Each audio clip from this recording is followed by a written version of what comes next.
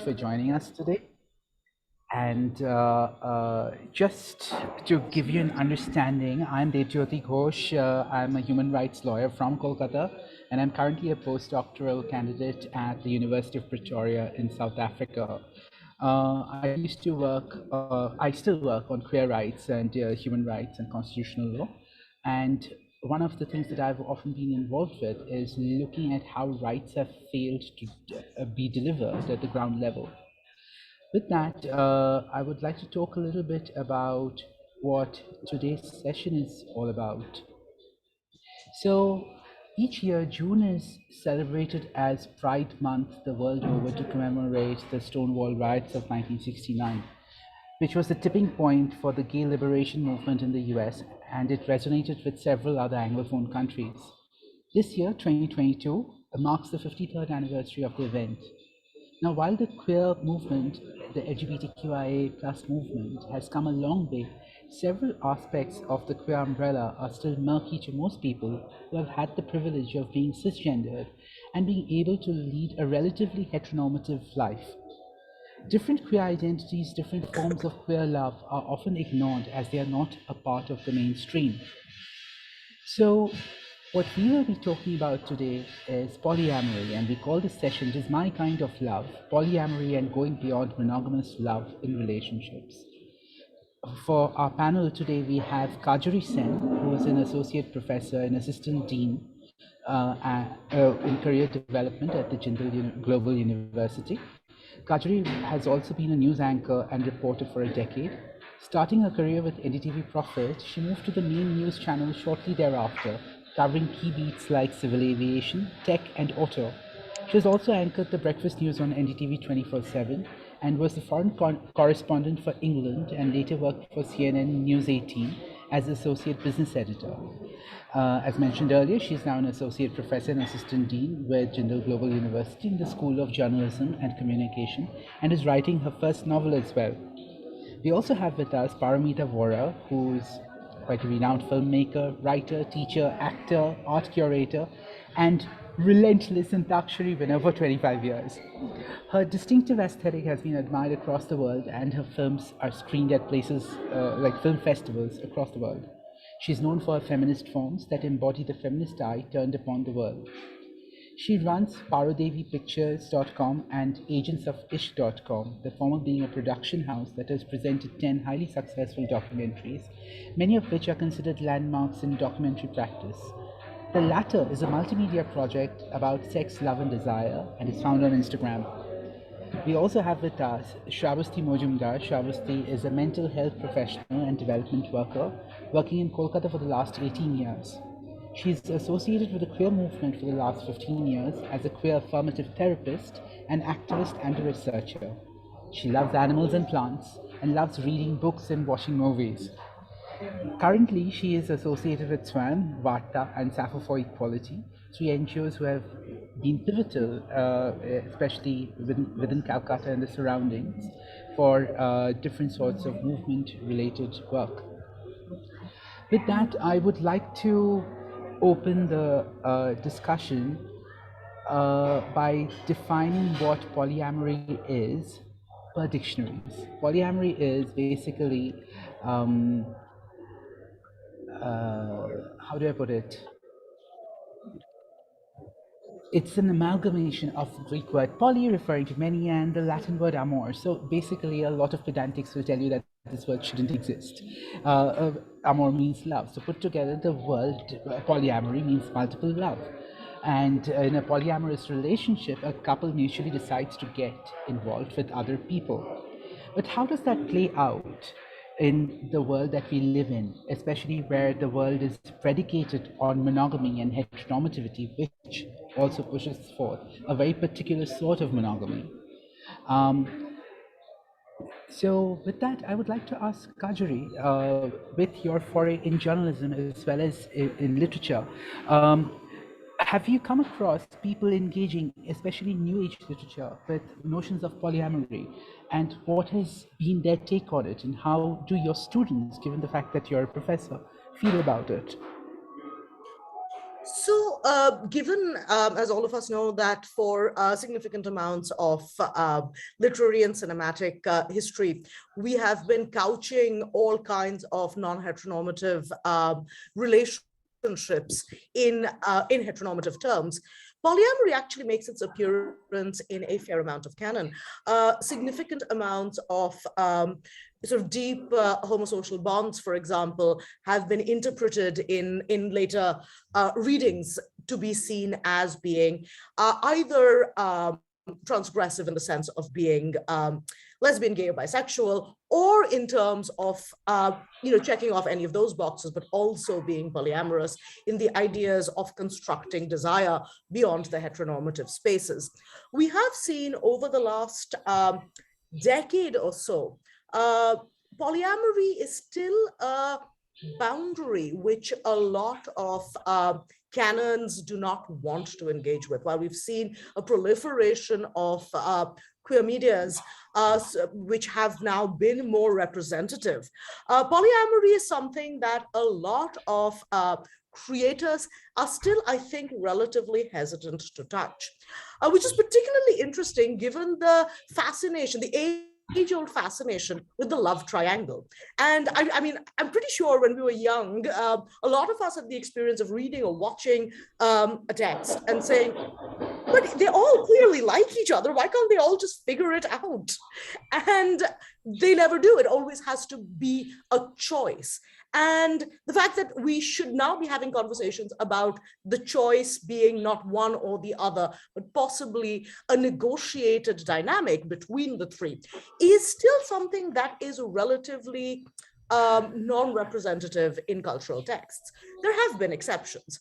There is Thailand, for example, which has been making some fascinating queer dramas in the last few years. Very recently had a queer drama called Three Will Be Free, which is about a negotiated polyamorous relationship between a gay man, a bisexual man, and a straight woman, and about how those specific dynamics work. And it actually raises a bunch of questions, which I think, I hope some of which we will be touching upon later on in this conversation. There have been a couple of Indian shows on Netflix which have flirted, if you will, with the idea of polyamory. There have been a few books which have touched upon it. The idea of open marriages or open relationships have found sort of an increasing popularity in certain kinds of narratives. So we're beginning to see polyamory being represented in cultural texts, but we're at very, very nascent stages. And it still seems to be a transgressive act towards monogamy, rather than something that is a negotiation in a space that shouldn't have to be allied with existing monogamous practices. Students, which was the second part of it. It's a terrible thing to say, but I don't think polyamory is for the young. I think my students are today much more acquainted, which I think is wonderful, with the concept of polyamory than I was at their age. However, I don't think that they understand how important, and they understand consent, but consent for the young is still very rooted in sexual activity and sexual behavior, rather than relationships and dynamics and behaviors outside the specifically sexual domain. And so what I see among them is a conversation which is taking place, which is, I think, absolutely wonderful. But it's a conversation purely about having sex beyond the monogamous relationship, and not about negotiating relationships beyond the monogamous space. And I think that we are waiting to see when those conversations are going to become more mainstream. Thank you, Kajori. Paromita, I have a question for you. Given the fact that you engage so much with Agents of Ishq, and you put out so much content around free love in so many ways, and desire, and eroticizing oneself in so many ways. One of the things that I often come across, like when I'm having random chats with people, when they want my take on what polyamory is, whenever I talk about V, triad, quad, they go, "My God, like that's when things get so complicated. Why do we need all these terms? Why can't we just be like, it's polyamorous and there, it's done." And I think. Do you often come across that amongst your readers who get back to you? I think that what we've seen in the last few years is actually a growing curiosity about polyamory. I don't think that it is in a place of exasperation, but I think, meaning when we started Agents of Ishq, that would be 2015. So early on, I thought to myself, because at the time you didn't see so many conversations in the public space about love and sex and desire, which were not conversations about violence. I mean, the primary way in which sexuality and love was spoken about were in terms of the difficulty of it, right? So you didn't see a lot of experiential narratives out there. And so I thought to myself then that, well, Agents of Ishq should put forward like the entire bouquet of ways of being, loving, erotic, however you want to put it. And so we sought out a piece on polyamory. Somebody wrote to us saying they were interested in writing about it, and we pursued it. And, I remember that at the time, the piece did kind of well, but not very well. Like, it didn't make such a big splash. And so I thought, like, I guess people are not very interested in this. And so over the years, periodically, when people would write saying, "Can you do something about polyamory?" And my colleagues would tell me, I would be like, "Oh, no, no, no, this is just some niche elite kids want to know about this, and nobody's really interested because, we did that one piece and this is what happened." But around, I think a year and a half ago, finally, uh, the questions were so many, and also they would appear in a different fashion, not with the term polyamory, but in workshops that we did, which were not in such English speaking spaces. You would have people asking questions like, "Ma'am, is it wrong to love more than one person?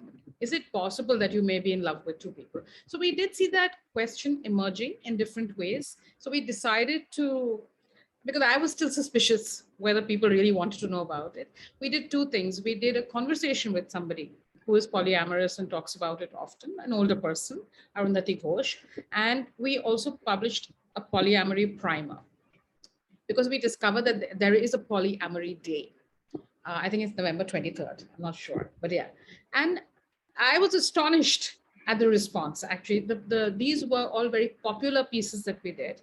And then we replayed the old essay, which had not done so well before, and that too had a very heartfelt response. So I think what is clear from this is that the interest, maybe even the practice, or just the awareness of this idea of polyamory and the absence of a real conversation about it, because I think that people kind of know what polyamory is, and some people even understand what ethical polyamory is, but there are very few experiences out there, right? So while I think when we're talking about representation in films, that kind of matters, but it tends to become in a heroic mode, right? Because it is presenting polyamory or presenting the triad or the quad or whatever else as a kind of format.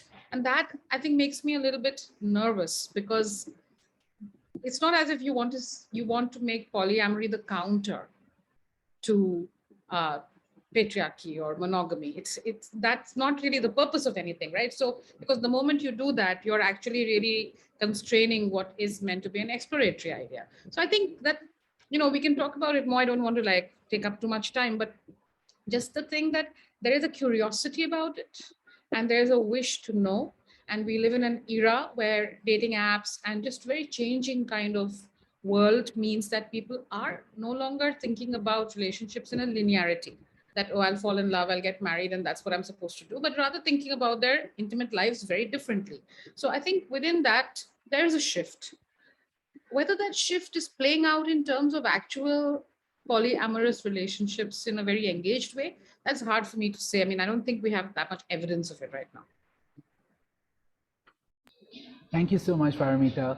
Which actually, brings me to Shrabasti. Shrabasti, with your patience, have you come across people who have had this quandary of having fallen in love with more than one person at the same time? Because when I underwent therapy many, many moons back, and I was like, going through the rigmarole of like falling in and out of love with all these boys I was meeting, I had this moment where I felt I was in love with multiple people at the same time, but the notion of monogamy, even though I was a gay man, was so strongly embedded in my 18-year-old head at that time that for me, I was doing something wrong in a way.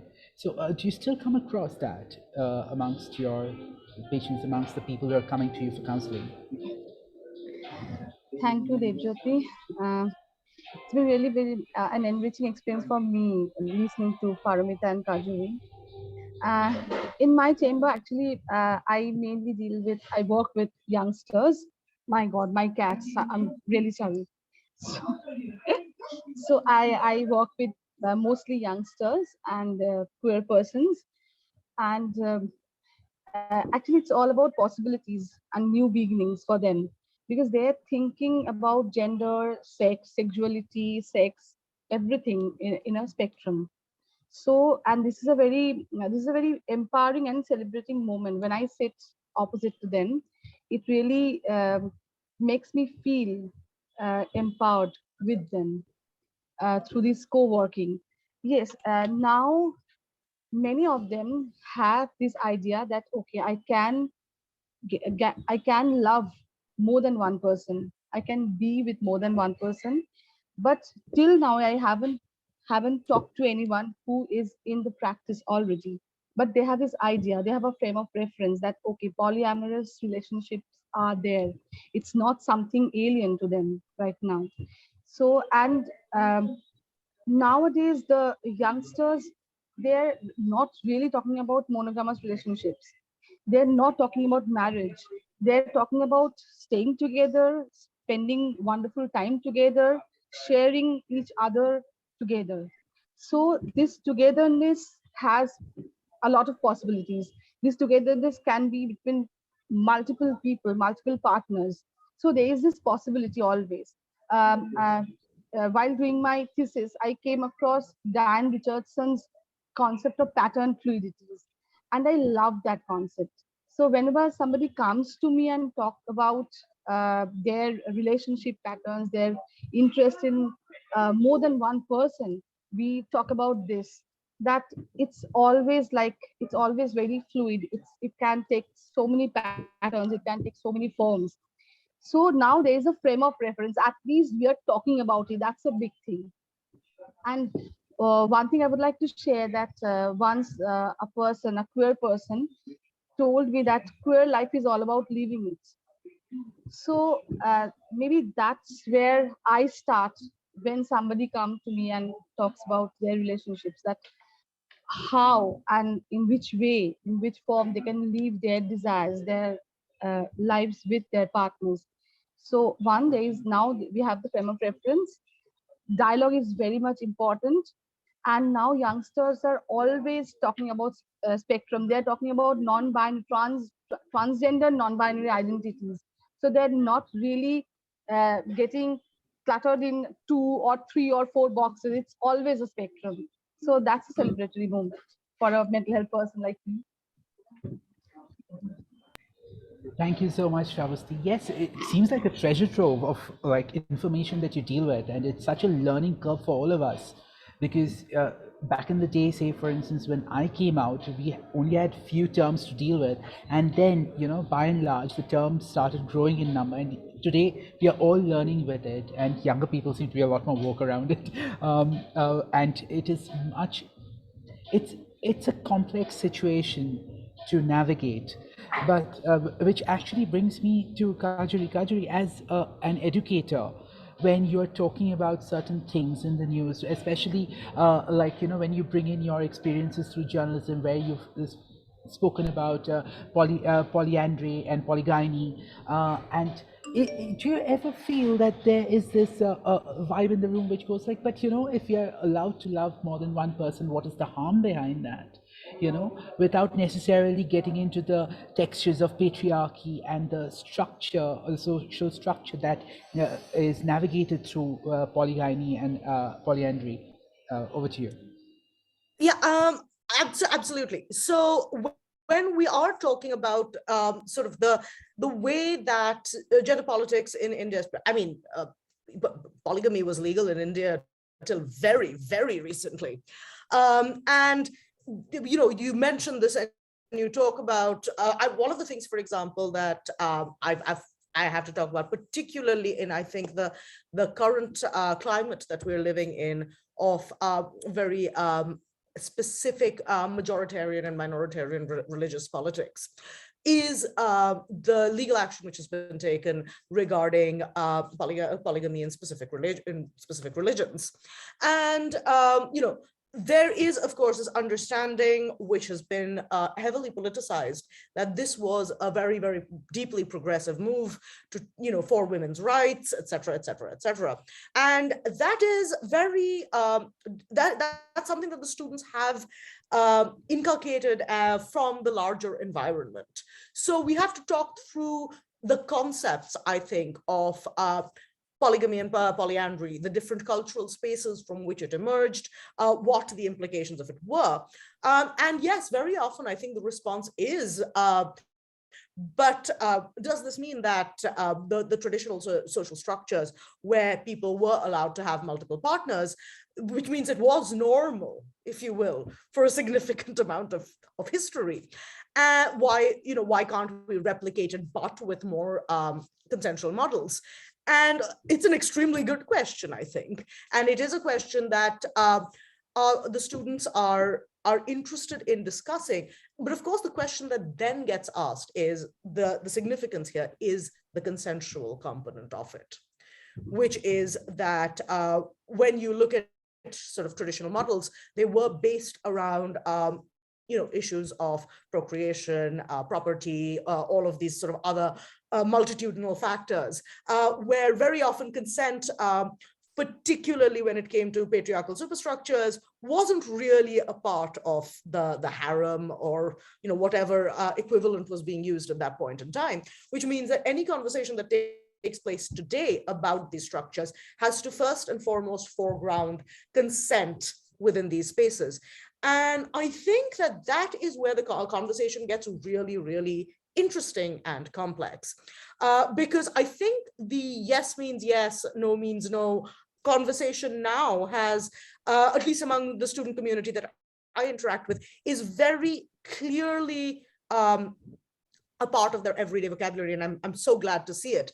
But I think that when it comes to polyamory, that's where they aren't sure how to have those conversations. And I think that's what does consent mean when we are looking, what does fidelity mean? What does faithfulness mean? What does consent mean? When am I moving from a sort of safe, consensual, sort of multilateral relationship or relationships to a space where I am getting toxic or abusive or exploitative? And those are now conversations, because when we talk about polygamy and polyandry, we are talking about exploitation and we are talking about abuse. So how do we approach it, I think then becomes the critical component of it. Thank you so much, Kajori. Yes, our approach leaves a lot to be desired today in the current climate in India, especially, like issues around marital rape, polyandry, polygyny, like in certain parts of India where there's a lack of eligible women available, where one woman has been married off to two brothers. It's quite a common phenomenon, even though 1 in 1,000 cases are cited by newspapers, so it's like something that is a lived reality for several people, within urban spaces, etc. We are talking about a more consensual environment, especially amongst younger people who are very aware of consent.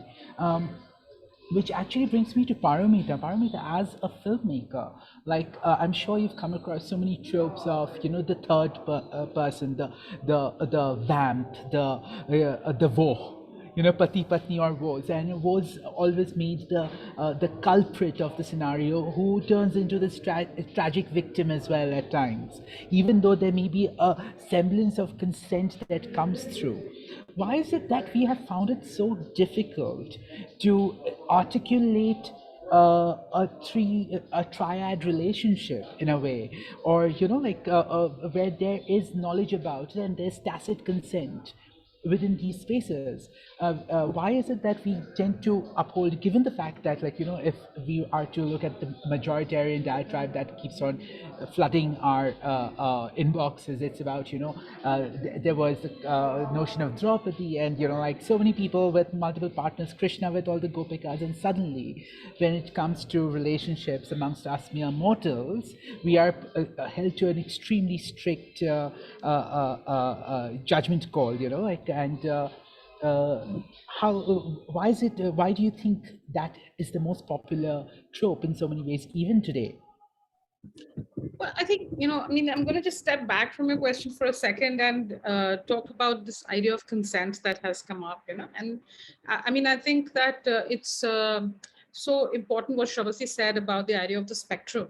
But I do find the absence of that conversation about spectrum when we talk about consent. And I actually think that that is indicative of a larger issue that underlies all of these things. And it's this, for me, I think it's very a rule of thumb that where I see a binary, I question it automatically, which is what the spectrum as an idea encourages us to do, no matter in what part of life we say. So when you say yes means yes and no means no, and then you start saying in exceptions, but, you know, when you're doing play, when you're doing this, that means your binary is not effective. And, you know, some years ago, I made a music video about consent called The Amorous Adventures of Megha and Shaku in the Valley of Consent. And it actually presented consent as yes, no, and maybe.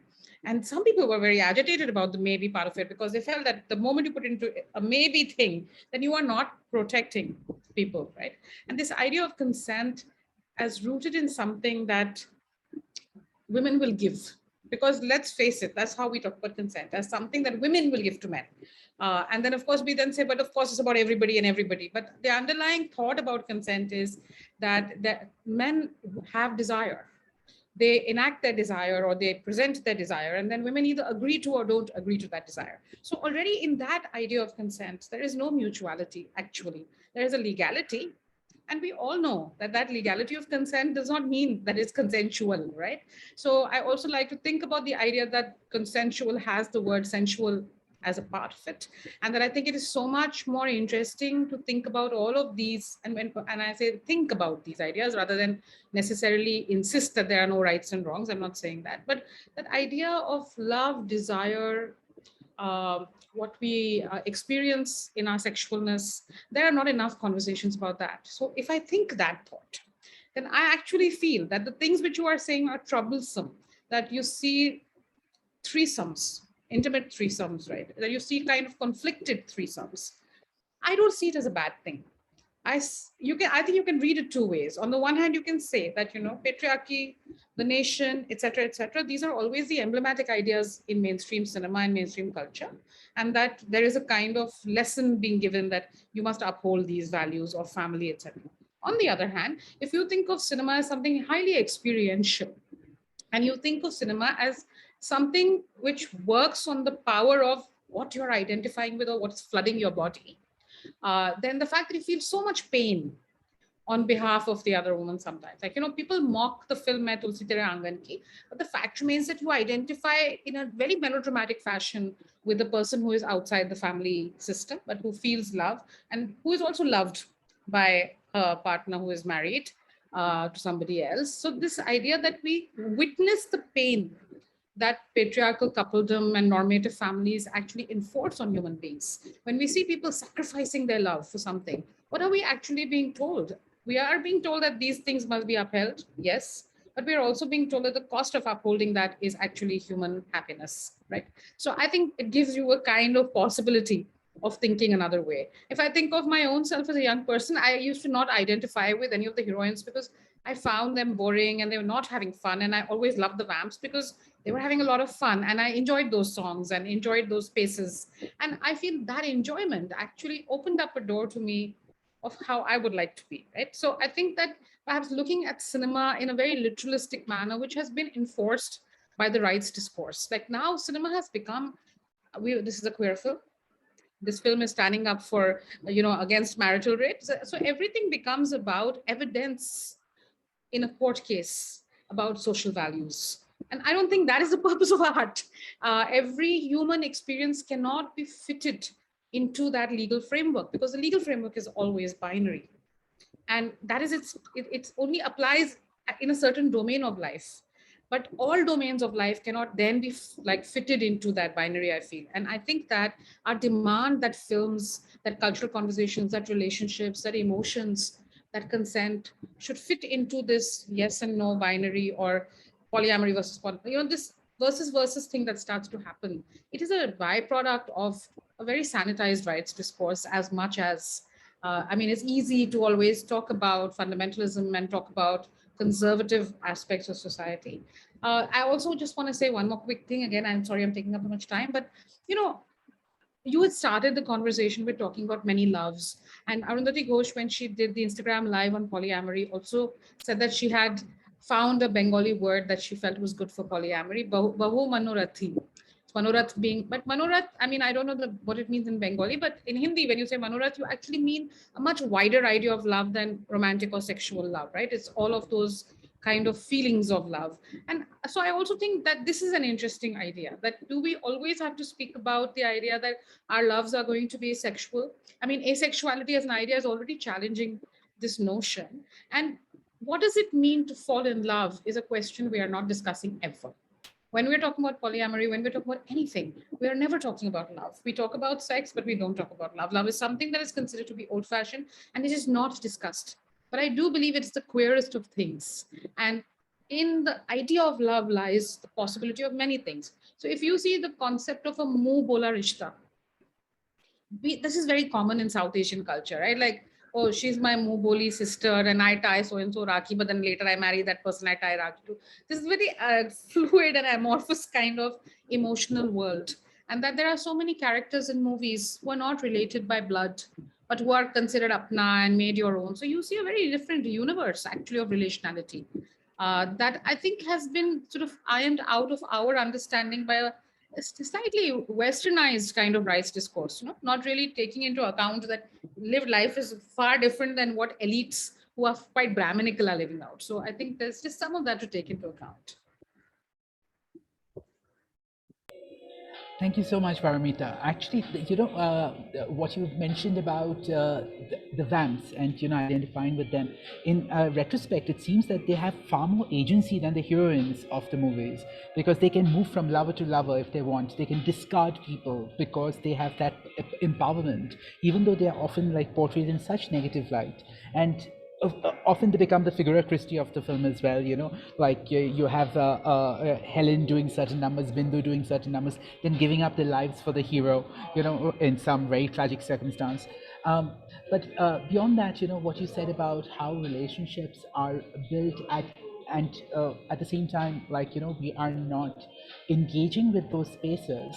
It is a very interesting space to enter into, especially nowadays, because with the youth nowadays, we see a lot of spaces where there is consensual sex amongst friends without necessarily being in relationships, and living in has increased even in India.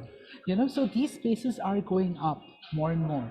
Yet at the same time, we don't necessarily have conversations around them, so which actually brings me to Srabasti. Do you often have younger people coming to you talking about these things, where they want to go and live in with a particular person, like, but not necessarily have a closed relationship, say for instance, like, as a gay man, it is often as seen as a badge of honor by a lot of people to be in a monogamous relationship amongst gay people, because there is such a plethora of open relationships, and there's a lot of judgment around it as well.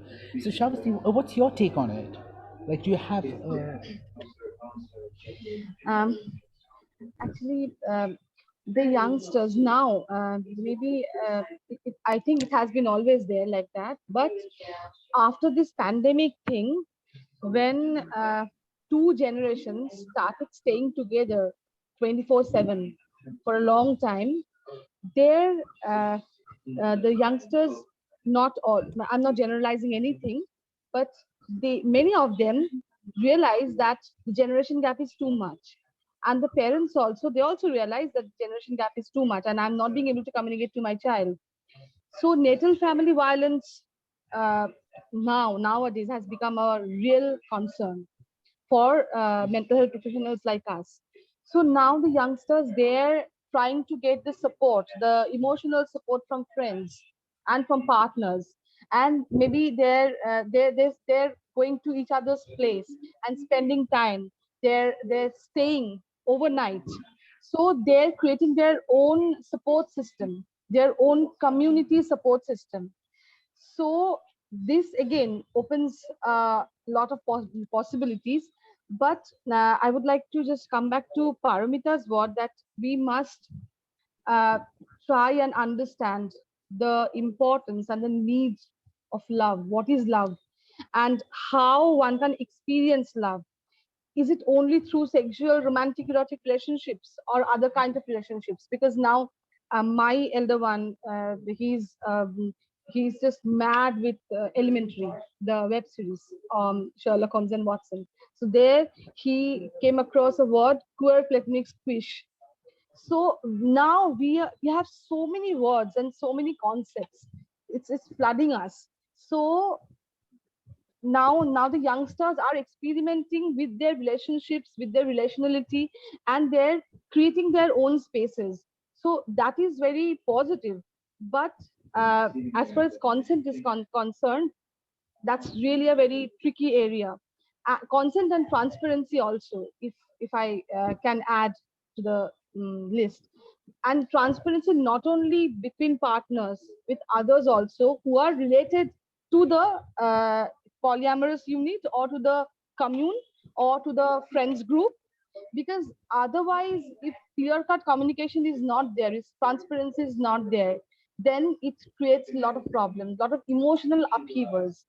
So that's it. And it's about creating own relationships, naming relationships, and creating safe spaces. Maybe relationships are nowadays more about creating safe spaces where one can express their desires, one can live their lives in their own ways. If I may, Debjyoti, just add to that, Sure. to what Paramita and Srabasti have been saying. As somebody who identifies as being on the A spectrum myself, one of the places where I've seen this conversation take place in multiple ways is within the ace community in India, where because the A spectrum has such a wide range of both sexual and romantic desire, the idea that a single partner may not be able to meet those needs is something that has been acknowledged repeatedly and for a fairly long time. And to what extent may there be a requirement for either a sexual or a romantic or both sort of multilateral relationship.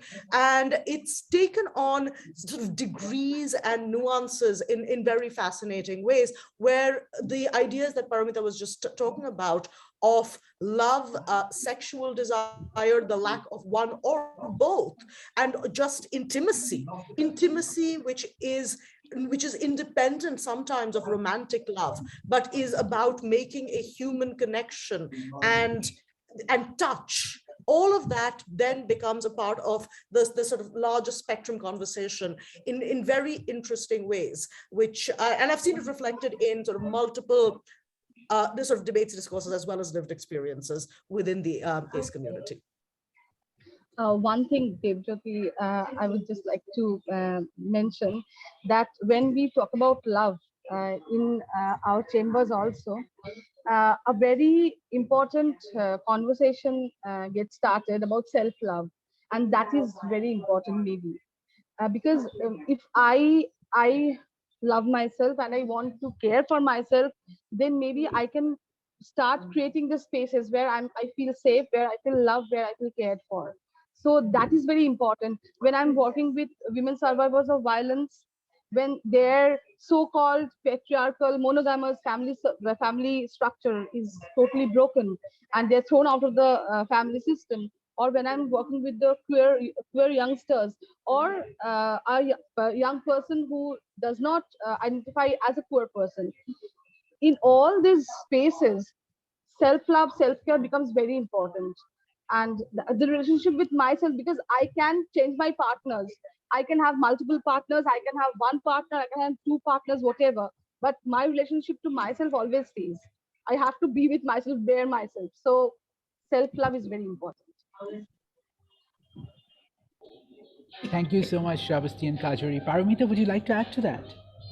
I mean, I'm just thinking, like these terms like safe spaces and self-love, self-care, they are very current. There's a lot of currency for these terms. And I obviously think that they're rooted in something important. But again, I want to ask the questions about language, that when you enter something via language, what does that mean as opposed to experience, right? What is the difference? Not to say that one is better than the other, but just to ask that question. And so, for instance, I do think that there is a certain, that all intimacy is full of the potential for violence. Where there is intimacy, there is some violence of, and that violence may not be an intended violence, but that the whole sense of coming in contact with another thing, being, world, emotion is not inherently a safe one, right? And so the desire for a safe space sometimes makes me nervous, because I just wonder that if we are going to talk about, what is that thing we are talking about?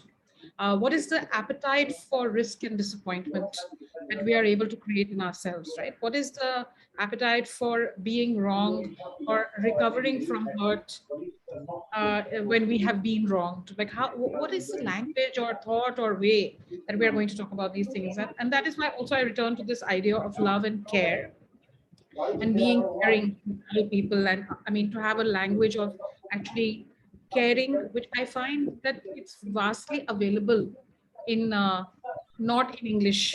I'm sure that all languages have it, but in Hindi, for example, I do find words like apnapan very valuable, because what they're saying is that what's this idea of value of another person? How do we value other people? I mean, when Shabasi said we have to name a relationship, right? Like, how do I name a relationship which doesn't have a name out in the world? Must I do it, right? So because Kajori mentioned work that drama is coming from Thailand, and I'm avidly devoted to K-drama. I just finished watching 25/21, and there is this amazing interaction between the two characters where, it's a young woman in love with a slightly older friend, and they have a friendship, brother sister kind of feeling, deep attraction, lot of care and looking out for each other. It's extremely, of course, Korean drama creates these extremely alluring emotional relationships that saturate us and obviously speak to a deep desire that we hold in us, right, of being cherished. And and never is the unspoken in Korean dramas pretended to be not there. That's its most valuable contribution, right? That which has not been stated, that which is not labeled, is nevertheless acknowledged because we felt it. So I think it presents, in that sense, another way of looking at life and relationality. And so the conversation goes where she asks the man, what is our relationship, right? Like, the word to describe our relationship has not yet been invented. Are we friends? Are we lovers? Are we whatever, whatever? So maybe we should make up our own word, like maybe our relationship is a cup, maybe our relationship is a kangaroo, maybe our relationship is a rainbow. And the boy says, yeah, I like rainbow. So at the time of seeing that scene, I thought, like, well, what a neat little lesson in queerness this presented to us. But what is really radical and wonderful is that a couple of episodes later, they stop at a bridge because there is a rainbow, and they're looking at the rainbow, and she asks him, you never did say what you think our relationship is named. And he says, it's love. I don't need a rainbow. And to me, that was very powerful, because the idea that love is itself queer, and therefore you don't need actually to have a rainbow love. Because is it true that polyamorous love will automatically be better? I don't think so. As somebody who's also, when I was young, I, of course, being an artist, was living in a space which was all about polyamory. And if you were not polyamorous, then you were considered to be uncool and old-fashioned, right? And I have also seen the extreme unkindness, the unquestioned gender dynamics, the unquestioned dynamics of caste, religion, age, so many things that just go undiscussed. And that is why I again stress this idea of what is love, how do we enact love with each other, and what actually goes on in polyamorous relationships. I feel unsettled by the fact that perhaps because people who are polyamorous feel they will not be understood by others, there is a tendency in polyamory accounts to stress its good side, but very little discussion about how you cope with jealousy, how you cope with being in unlike relationship anarchy, which claims that all relationships have equal meaning, the idea that there are primary relationships and non-primary relationships. What do you really feel about not being primary? You know, maybe you're okay with it. Maybe sometimes you find it hard. How is it tackled? So the thing is that if there are more accounts about how people live through it and arrive at something, then maybe we can make a meaning out of it. But at the moment, it seems hard to do because we don't get enough of those accounts. And I simply don't feel like the stuff in media, which is under the rubric polyamorous, is any different than that stuff which discussed the normative family, right? Like if you were going to see Do Raste and then say the joint family is the best thing, how is it any different than saying that polyamorous relationships are emblematic? So I think really the inquiry that love allows us into what expression will this love take? Maybe I'm not easy with a polyamorous relationship, but I love somebody so much that I'm willing to walk down what feels like a profoundly unsafe path to me. So I also question inside that, what does it mean to be safe? Does safe mean that there'll be no risk? Does safe mean that the outcome will be exactly as I want it to be? Then I think that we really need to question what we mean by that safety, right? And to ask actually a more feminist question of it all, that what does it mean to have an adventurous life? If your life is emotionally adventurous, what is that going to mean? And what are you going to need to stay that course, right? Not always put the onus on others to make that course easy for you, but to also ask it of yourself. And at what point will you call bullshit? Does calling bullshit have to be bracketed in the idea of self-love? Does it have to be bracketed in the idea of politics? Or does it have to be bracketed in the idea of like unfairness, recognizing unfairness? Does it have to be bracketed in the idea of like, this is against a valuation system? I value people and I treat people as if they are valued. And this is against my idea of value, right? So I think like these are exciting questions, but I don't see them getting asked that much around polyamory. Thank you so much, Paramita. Yes, in fact, what you said, one of the reasons why we've stopped using the phrase safe space and we refer to it as safer space, like safer sex, is because, there's always that area of adventure, of thrill, of negativity that is in every space. So even a very tacitly safe space can turn out to be a space where you land up being vulnerable. And sometimes the vulnerability is something that we have ourselves brought about. And, it's a vulnerability with consent, like I am allowing myself to be vulnerable. I'm allowing myself in a position where I can get hurt, when I can be wounded, bruised, and I will heal within this space perhaps. Or maybe seek another safer space where I feel more cosseted, more comforted, or whatever needs I might have. And you do, I just want to say that you may also find deep care in a monogamous relationship. We do see those, right? It's not as if monogamous relationships will automatically be abusive or toxic. Maybe many are. I mean, I think many do get to be, but the thing is, there are also some which are incredibly caring. So I think that the lesson we want to derive from multiple iterations of relationships is really, what does it mean to care for another human being, and how does one practice that care? And the thing is, what is very important is to have a more open and frank discussion around this, which is something which is severely lacking in our society today, irrespective of where you are. It's just that we have these discussions within safer spaces like this Zoom call, or within queer circles, within particular fora, where it is not actually reaching out to the majority, even though they might be experiencing the same movements as we are, like, whatever spectrum of the rainbow we are on, so like at the end of the day, the smallest non-normative thing can lend you towards a certain queerness, and that is something that we don't want to talk about, and with that, we are almost at the end of the hour, but I need to find out if there are any questions. And like, we've been having such an engaging chat, it's been impossible to move out of this. So are there any questions, Orkodipra? No, nothing as of now. Oh, brilliant. Then we can carry on talking. So it's one of those, like conversations where you're like, yeah, why do we bring in more questions? Okay, Pavan has one. Okay, Pavan, go right ahead. Yeah, I hope the internet doesn't fail me. Can you all hear me? Yes, Yes. loud and clear. All right, that's good. No, so there was something, Paromita, that you said that polyamory is essentially about exploring about possibilities and that it's not necessarily a counter to patriarchy. I mean, that later on you have also, and others have also uh, elaborated that perhaps. I was just wondering that I mean, should we at all be stressing about polyamory being a counter? Because I don't think polyamory itself would be free of patriarchy. Because Yeah. I've been part of, I mean, I've sort of, I'm feeling happy today that I've actually walked a certain path where I think I have made myself vulnerable, but I think I've still survived. So where I think patriarchy was there in every corner, I think, and perhaps in me too.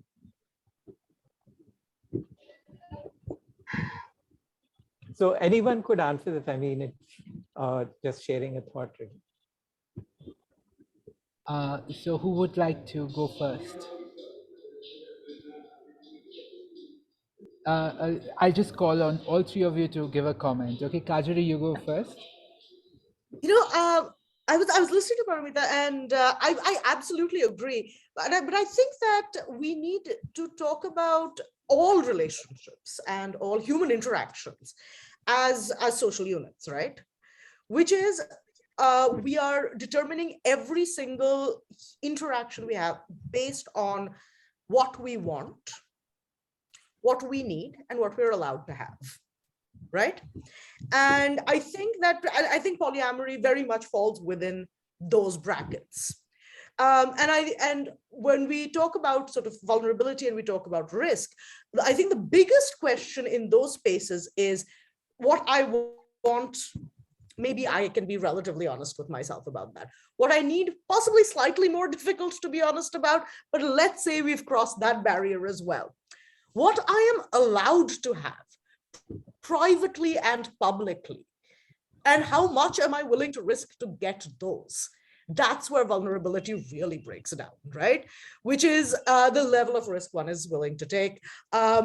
Whether am I breaking normative patriarchal rules? Possibly. What kind of harm will it do me, and to what extent? Not just in my personal emotional capacity, but in the way I engage with my social circle, spaces, and dynamics, right?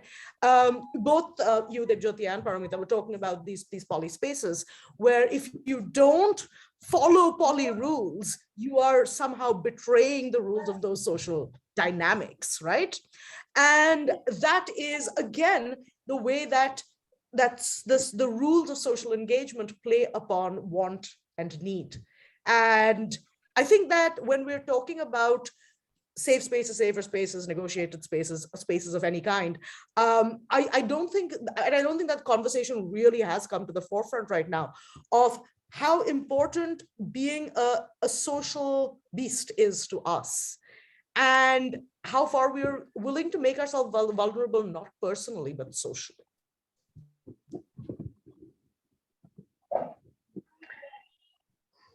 Paramita, I over mean, to you. yeah, I think that, like this idea that, I mean, polyamory is not meant to be a counter to patriarchy, but I think patriarchy is everywhere. It's there all the time. We have all internalized it. We have all been wounded by it. And it takes a lot of work to overcome those things, right? And added to it that we will inhabit the patriarchy. Even if we are trying to overcome it from within us, it will be around us. So any project that we undertake to live a different life is going to be full of encounters with patriarchy. So I think that's not to say, I think that's just something to know and to be aware of as we proceed along any path. I mean, that would be for monogamy and it would be for polyamory. So it has to be a kind of, I think, a desire in us, no matter what kind of relationship we are in. that we are thinking about the fact that we are products of patriarchy and we are going to encounter the patriarchy everywhere we go. And the patriarchy is also pretty clever at assimilating everything new that comes about and quickly putting it in a box, right? So I think, but to me, maybe this is not the real answer that, or the real response, but that Pawan is looking for. But I just feel like we speak about these things in very prosaic terms. And actually, the enterprise of life is a poetic one, right? Our inner lives are very poetic in nature, and we search to be poetic beings, not only to be prosaic beings. So, to my mind, I think how to create more space for a poetic life and the understanding of a poetic life. And I think that precisely because it is not prosaic, it allows a kind of non-labeled expression of experience, and it allows us to come to understandings via experience, via emotion. And I think there's a deep respect for humanness in that somehow. The patriarchy is not poetic. The patriarchy insists that the meaning of everything be declared right up top. That's also why I feel very uncomfortable with the yes means yes and no means no. It's like before I have even met you, I'm already supposed to know what I feel. And if I don't know what I feel the moment you express interest in me, I'm a bad feminist, right? Or this, well, did I call this upon myself because I didn't outright say yes or outright say no? It's not possible. So I think that the acceptance of other people's desire, the acceptance of their emotion, the acceptance of their hurt, the acceptance of their vulnerability as something we might even want to guard, in a situation, because vulnerability is to be guarded or cherished or whatever it is. I think these conversations should animate our conversations about patriarchy, monogamy, and polyamory and everything. I mean, that is what queer culture is asking us for, is what I feel, that have these poetic conversations. Srabasti? Yeah, I resonate with Kajori a lot because maybe the question we need to start asking that what are the needs and how, what are the needs that are being fulfilled by my relationships and how far I'm allowed to uh, fulfill my needs. So that's a very important thing there. Also, when somebody starts talking on these lines, then the question of responsibility also come, rights and responsibilities, and the balance between these two. So that's a very important thing what I feel. And interaction in any form, because nowadays youngsters and young adults, they're also having relationship with their pets, with their plants, with their books, with their cozy corner, with their cycle. So relationships of any sort, that gives me peace of mind and maybe happiness in any form, and helps me to create safer spaces, as you have said. And another thing that see, if I can always feel that vulnerability that I'm going to, that I'm experiencing, I need to respect that also. That okay, I'm trying to experience that. I'm trying to become uh, strong through this, because things think vulnerable moments will come, it will come, but healing too, it's also indispensable. So in our chamber we believe in that healing part also, that healing in moments, momentary healing or temporary healing or healing in a big way, it will come. So another thing is that dialogue is very important, maybe in any sort of relationship, because there are near frames of references, but patriarchy as the overarching frame, we cannot escape that. So dialogue is very, very important when we are constructing, creating relationships between each other.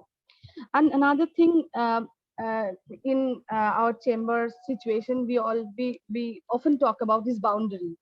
That's creating boundary and respecting each other's boundary. That becomes very important. And maybe when I'm in a relationship, it's very important to ask what are the needs being fulfilled, how far I can fulfill my needs, how far I can take care of my partner or partners. But when I'm not in a relationship, then it's not about leaving it, but it's not about taking a side. Maybe it's about choosing the person, it's not about choosing a side. So it's about choosing myself or others. So maybe it's not about going against something, maybe it's about bringing together multiple things and choosing persons rather than side. So maybe all these things, I don't know whether it's making sense or not, because I've also experienced this vulnerability in me. And someone told me that it's not always about leaving. You can leave and you can start something new, but there is always so much in staying back, in holding yourself back. So, yeah, thank you. Thank you, all three of you. This actually, reminds me of like so many different things. One, the first thing that comes to mind, Paramita, when you were talking about yes, no, maybe, is like, there's this very famous dialogue from a Mallika Sherawat film where she goes, mat karona, and when the person stops, she goes, ruk kyun gaye? The thrill of navigating that maybe space, that adventure, where you are in that intimate space, and if you push certain boundaries, there is that consent lying there. How do you navigate it? How do you negotiate it? Not everyone does it with finesse, unfortunately, and that leads to a lot of heartbreaks, heartburn, and so on and so forth. The other thing is about needs. Needs evolve constantly. Say the person I'm married to, when we first started, maybe, our need for a particular thing, now it's evolved into something else altogether. Does that mean that we just leave this person high and dry and carry on to another person, assuming that that person can give us everything that we desire? But then that is also for this moment, right? Our wants and needs coming together is for this moment, which will once again evolve. Or can we actually create a semblance of sanity with multiple people, where we derive something from different people, and also the entire notion of patriarchy being omnipresent is something we see beautifully in the film like Vicky Cristina Barcelona, where one character goes into a seemingly extremely toxic relationship and becomes the lifeboat for the two people who are floundering, and every time she steps away, they're back in that toxicity. It is just an extension of the patriarchy by allowing her to become the lifeboat, because that what the resolutions are never met, like there is nothing resolved, and instead the toxicity carries on. And that is something I think we need to constantly identify. Whatever relationship we are in, if it's toxic for us, we need to move away from that. Like irrespective of whether it's a relationship with my video game console or whether it's with a human being, it can both be equally addictive, it can both be equally destructive. And with that, I would really like for us to have one final comment from our three speakers, because we've already gone almost 10 minutes above time. I'm really sorry for continuing this, but this has been such a fascinating conversation. I didn't want to stop.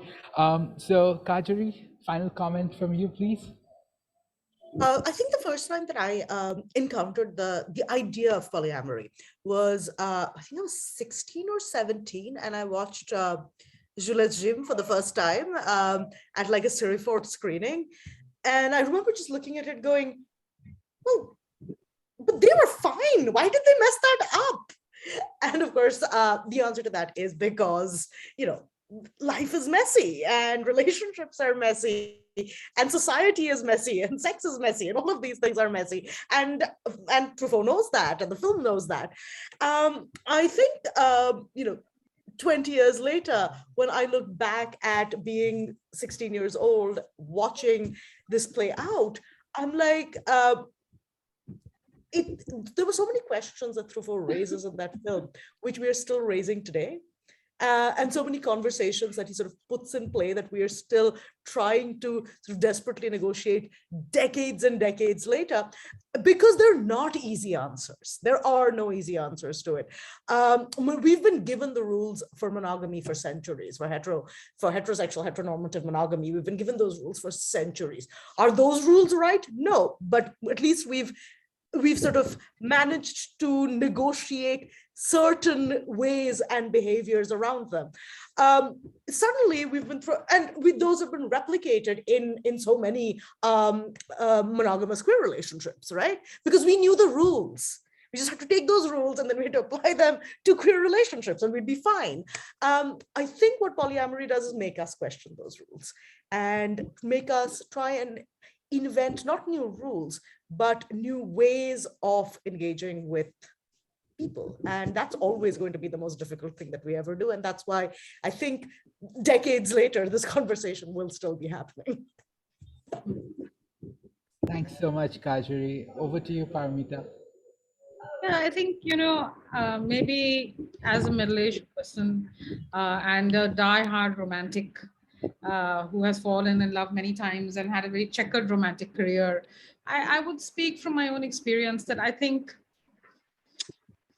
I'm not a big believer in the questioning of rules or rules themselves, right? I feel that I'm not interested in a conversation with the norm at all. So even as a feminist, I'm so uninterested in talking about the patriarchy, because talking about the patriarchy is endorsing the patriarchy. Talking about feminism and what it has made possible, or things that are exciting within feminism, has always been more interesting to me. And so I would say the same, that actually marriage was never something in my horizon, and coupledom also actually is not on my horizon. And at an age where I see that most of my friends who married or were coupled up really aren't now.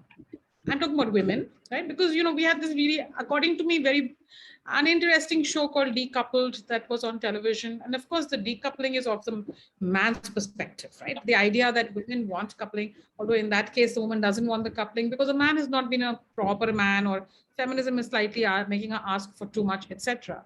This kind of a feeling.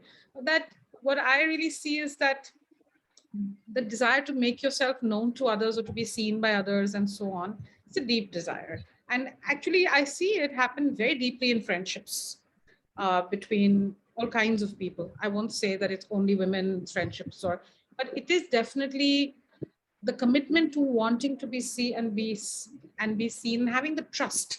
Actually, this idea of vulnerability that we are bringing up again and again is an idea of trust, that even when hurt multiple times, you still believe that somewhere you will receive love from others, that people are capable of loving you. So I think that journey, you see only a few people are really willing to take it.